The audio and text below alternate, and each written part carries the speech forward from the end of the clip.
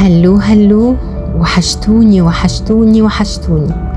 انا معلش بعتذر لكم، غبت عنكم كده اسبوع بس كنت تعبانه شويتين. الحمد لله رجعنا بالسلامه، ونصلي على النبي ونسمي الله. ووصفتنا النهارده اكلة كل الامهات والاطفال الحلوين: رز وملوخيه وكوكو.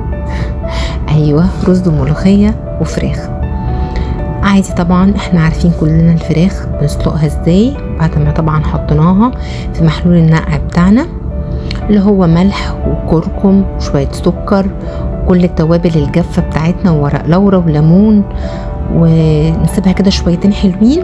انا زي ما قلت لكم بحشي الفراخ من جوه بصل وطماطم بالملح والفلفل، وبحط كمان مع المرقة بتاعتي طماطم وجزر وبصل وفصين توم.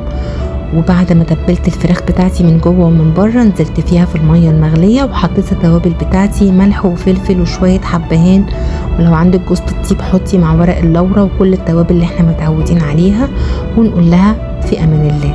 استوت وخلصت وطلعناها وفضل نحمرها.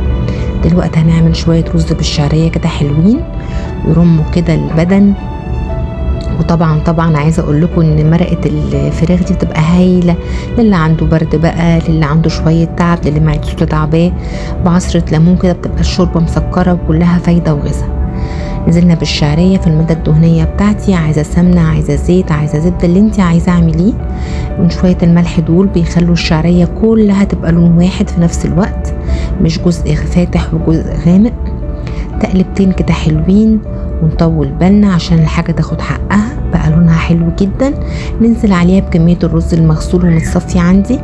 طبعا كل وكل بيت على حسب ظروفه وعلى حسب عدد أسرتها، تعمل كوباية تعمل 2، اللي انت شايفاه مناسب ليكي اعمليه.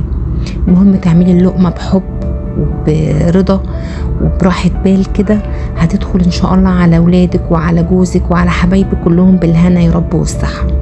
تقلبتين حلوين، ننزل بالمية السخنة، الرز كده يغلي غلوتين على مهله ويدخل بيته زي ما احنا حافظين وعارفين. وبناتي الحلوين كلهم بقوا اشطر مني، واخواتي طبعا كلهم برضو عارفين وعندهم خبرة ما شاء الله.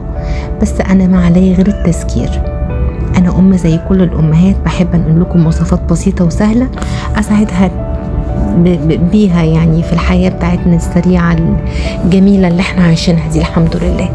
هنا كده خلاص الرز تمام، قلبنا تقلبتين ونسوي وشه ونحطه على الشعلة الصغيرة ونسيبه يطردد براحته خالص. قلت طبعا جنب بقى الاكلة الحلوة دي اعمل شوربة لسان عصفور حلوين يدفوا كده المعدة، اللي عنده كده دور برد يروح. عصرة ليمون حلوة. طبعا هنا ممكن تاخدي مرقة الفراخ وتسقي بيها الشوربة زي ما انت عايزة.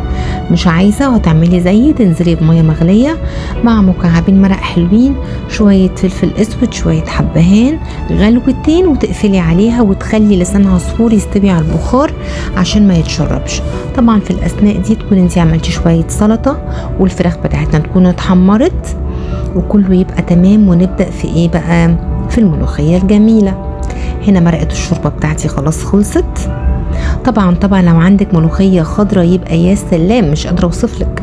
بس طبعا انا عندي هنا ملوخية مجمدة، فنزلت بشوية الشوربة، وبحب احط كده مكعب مرق يزودها كده ويبقى ليها نكهة كده حلوة. وطبعا الملوخية المجمدة بتاعتي تبقى فكة خالص، انزلها دي تقلبتين. والريم اللي على الوش ده انا بشيله كله خالص عشان مش بحب طعمه ومش بحب شكله. وهنا عندي بقى راس توم كده حلوة عملناها فرمناها ناعم، ننزل كده في معلقة سمنة او شوية زيت او حتة زبدة، المتاح عندك اعمليه. اول ما يبقى لونها ذهبي تنزلي برشة الكزبرة ورشة الكمون، تتحمر وهوب على الملوخية.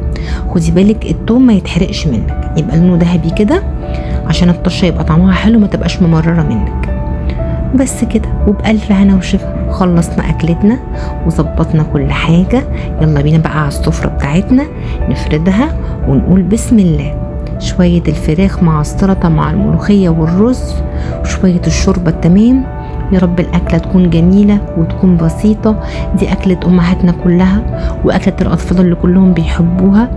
يا رب كده أبقى فكرتكم بحاجة حلوة وذكريات اجمل. اتمنى تكونوا كلكم مبسوطين وفي امان، وندعي لكل اخواتنا في كل انحاء الارض بالسلام والامان يا رب.